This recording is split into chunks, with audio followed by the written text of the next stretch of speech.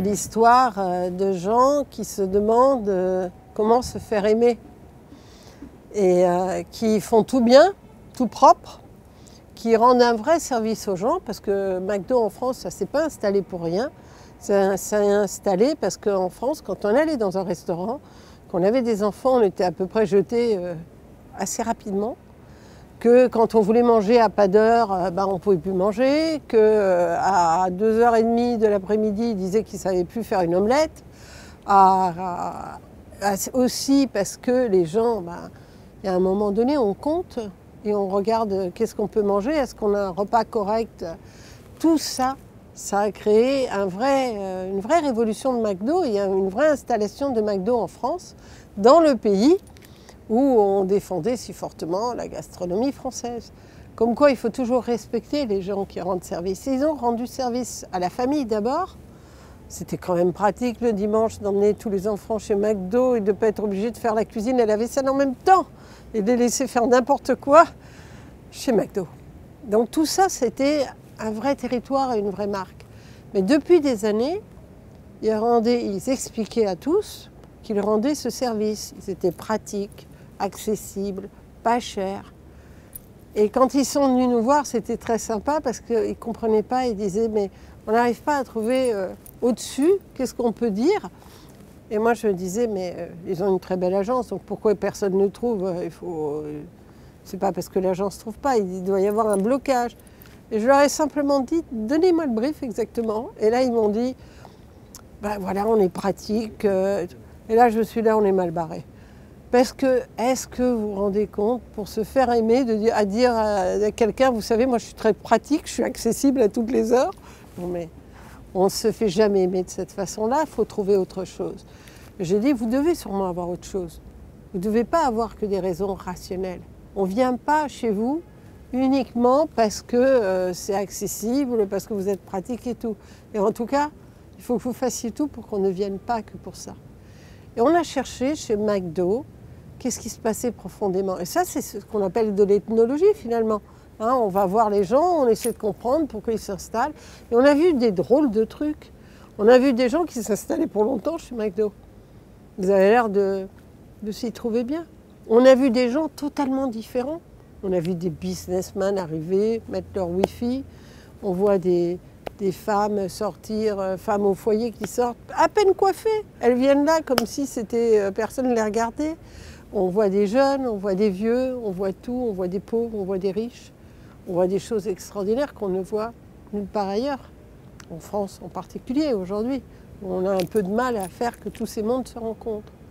Et là, on a cette espèce de possibilité. Et puis deuxièmement, quand on passe du temps avec les gens, ils vous racontent des choses un peu étonnantes. Par exemple, ils vous racontent que, oui, on peut aller chez McDo pour dire des choses importantes quand on veut un terrain un peu neutre avec son fils, parce que c'est facile, la parole, c'est léger McDo.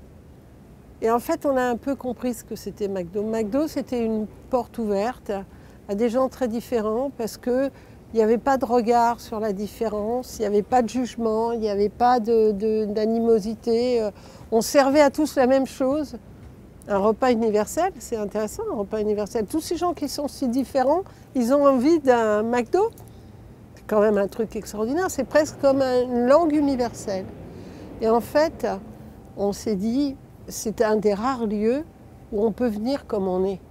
Comme on est profondément soi, on n'est pas maquillé un matin, personne ne va vous embêter, mais on a envie d'être très chic, personne ne va vous embêter. On va vous donner la même chose, et puis on va se sentir proche de gens dont on ne se sent jamais proche.